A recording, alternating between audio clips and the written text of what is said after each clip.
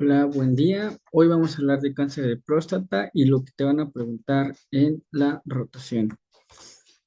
Empezando, la próstata es un- una glándula del tamaño de una nuez de 4 centímetros por 3 centímetros que se encuentra ubicada debajo de la vejiga por delante del recto.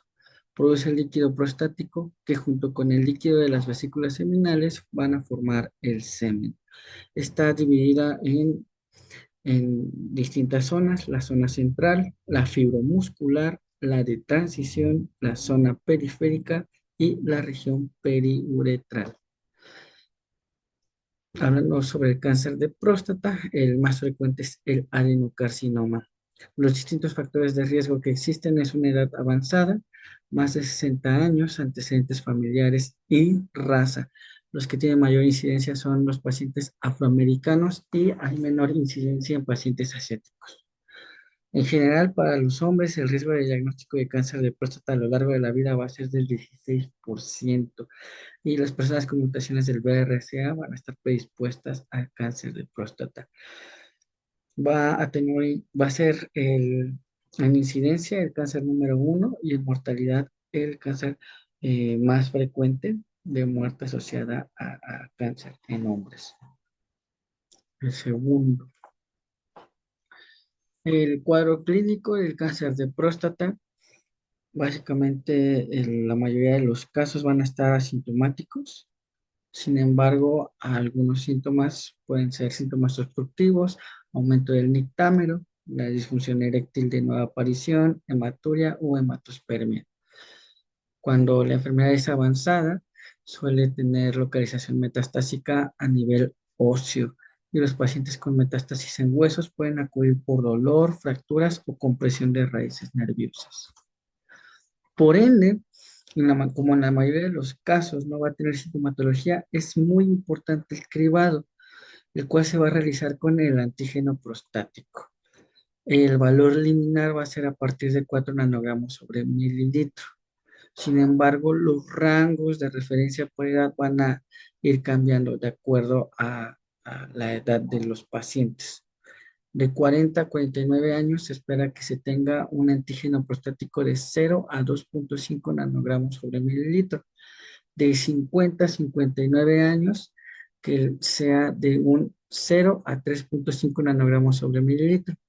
De 60 a 69 años de 0 a 4,5 y de 70 a 79 años de 0 a 6,5 nanogramos sobre mililitro.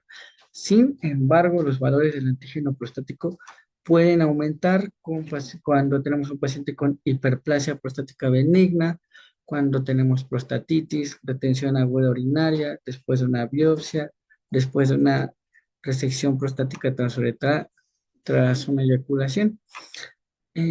Buenas noticias para los hombres: ya no se recomienda realizar el tacto rectal, puesto que tenemos el antígeno prostático como una de nuestras principales laboratorios para el cribado. La ACS recomienda el cribado a partir de los 50 años y a partir de los 45 si se tienen factores de riesgo para cáncer prostático, los cuales ya comentamos. La USPSTF desaconseja el cribado en hombres asintomáticos, puesto que no va a disminuir la mortalidad relacionada con el cáncer de próstata. Es importante que sepan cuándo referir a un paciente a segundo nivel. ¿Cuándo se va a hacer? Cuando tengamos un antígeno prostático específico mayor de 10 nanogramos sobre mililitro o cuando este se encuentre entre 4 y 10 nanogramos sobre mililitro. Cuando noten que hay un aumento de más de 0,75 nanogramos sobre mililitro por cada año, puesto que aquí estamos en el contexto de que hay un aumento de más de 10 veces de lo esperado de manera anual. Se puede realizar tacto rectal cuando sospechamos de pacientes que estén cursando con cáncer.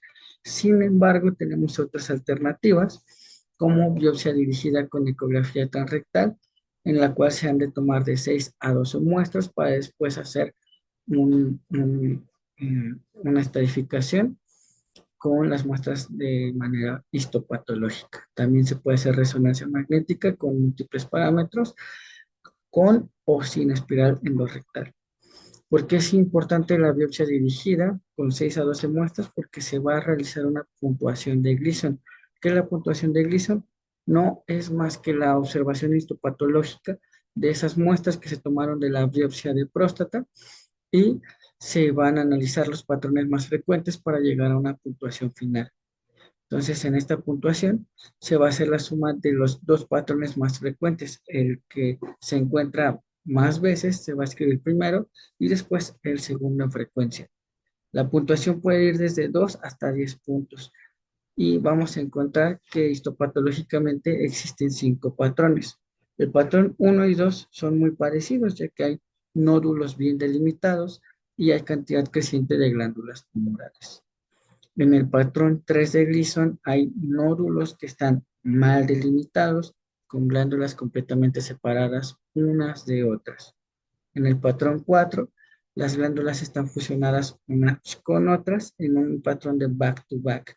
Y hay un patrón cribiforme o formas glomeruloides. Se ven luces glandulares redondas y pequeñitas.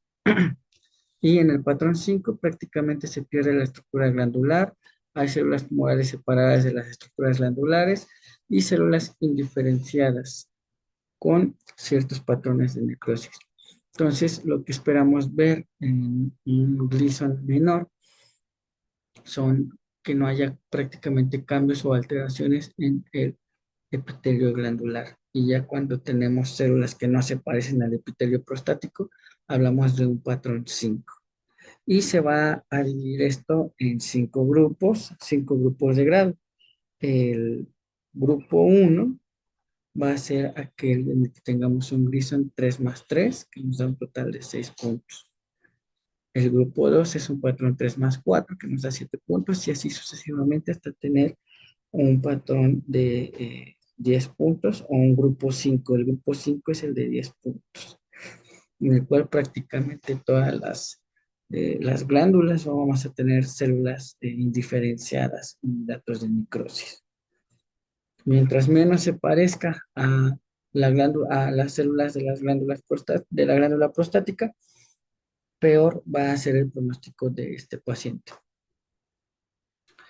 La clasificación del cáncer de próstata se va a realizar de acuerdo al TNM. En un estadio inicial se habla de que el cáncer está limitado a próstata. Hablamos de un T1 y T2 limitado a próstata. En la enfermedad localmente avanzada vamos a hablar de un T3 a T4 cuando hay invasión local fuera de la próstata. Estadio 4 se define por afectación ganglionar y enfermedad metastásica. Es muy importante la estratificación del riesgo, porque de acuerdo a ello vamos a dar el tratamiento del cáncer de próstata cuando está localizado. Se estratifica en riesgo muy bajo, bajo, intermedio, alto y muy alto.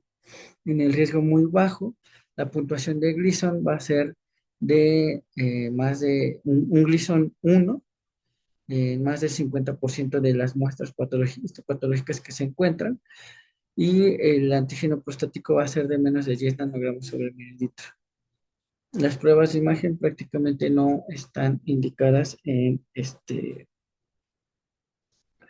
estadio. Y se considera como tratamiento, pues vigilancia activa, si el riesgo es muy bajo. Y ya se puede considerar incluso hacer radioterapia de ase externo o prostatectomía radical, pero esto se ha de platicar con el paciente. Cuando tenemos un riesgo bajo, tenemos una puntuación de Gleason de 1 y un antígeno prostático igual, menor de 10 nanogramos sobre mililitro. Tampoco están indicadas las pruebas de imagen. Igual, se debería considerar la prostatectomía radical contra radioterapia de ase externo, según el paciente y la toxicidad a largo plazo del tratamiento. Hablamos de riesgos intermedios cuando estamos en estadio T2B, T2C y hay una puntuación de Gleason de 2 a 3 o un antígeno prostático que va de 10 a 20 nanogramos sobre mililitro. Aquí ya está indicado realizar una gamografía ósea y tomografía computarizada. Y el tratamiento que se ha de realizar es, además de la prostatectomía radical o la radioterapia de ase externo, se debe iniciar terapia de privación androgénica durante 4 a 6 meses. Y cuando tenemos un alto riesgo o muy alto, hablamos de un Gleason de 4 a 5 con un antígeno prostático de más de 20 nanogramos sobre mililitro. Y pues lo mismo, se ha de hacer una gamografía ósea y tomografía computarizada. Aquí se hace lo mismo, o prostatectomía radical, o radioterapia de asa externo, más terapia de privación androgénica, pero aquí cambia el tiempo. Aquí se va a hacer de 18 a 36 meses de terapia de privación androgénica. Entonces, ya vemos aquí la importancia de la clasificación de Gleason. Si tenemos al paciente en un Gleason 1, 2 hasta el 5 va a aumentar el riesgo de la estratificación de estos pacientes y el antígeno prostático. Entonces, los números clave del antígeno prostático son de 10 a 20 para poder diferenciar un riesgo bajo de un riesgo muy alto. Para el tratamiento de cáncer prostático metastásico, ¿qué es lo que se ha de realizar? Pues lo dividimos en terapia de privación androgénica y si el paciente tiene un cáncer de próstata que es sensible a hormonas o resistente a la castración. La terapia de privación androgénica es la primera línea de tratamiento en cáncer de próstata metastásico. Se ha de usar ya sea un agonista de hormona liberadora de hormona luteinizante, como es la goserelina. El nombre comercial es Soladex. Es un implante que se coloca desde 3,6 miligramos y se ha de aplicar cada 4 semanas. Otra opción que se tiene con esta terapia de privación androgénica son los agonistas de la GnRH, como leuprorelina. Viene de 3,6 miligramos y se da una aplicación subcutánea cada 3 meses. O se puede optar también por un antagonista de la LHRH, como es Degarelix. Se tiene que administrar una dosis de carga de 240 miligramos y posterior una dosis de 80 miligramos mensuales. También se ha de valorar el manejo quirúrgico con orquiectomía.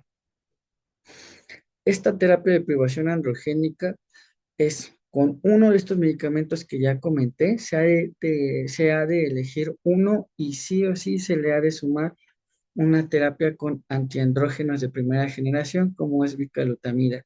Esta se administra 50 miligramos vía oral cada 24 horas. Entonces, en la terapia de privación androgénica, la vamos a a dar dos medicamentos. Cuando tenemos un cáncer de próstata sensible a hormonas, se puede dar también un tratamiento una terapia de privación androgénica y se agrega abiraterona, que es un medicamento que inhibe la 17-alfa hidroxilasa.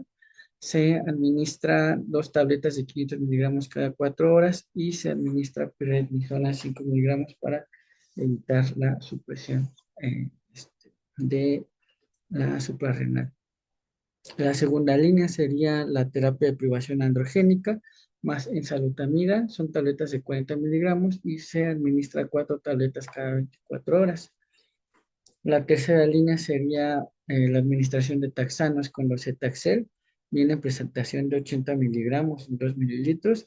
Se administra por superficie corporal 75 miligramos por metro cuadrado cada 21 días y se optan a incluso 10 ciclos de tratamiento con docetaxel. Esto ya es un manejo que se da por oncología médica.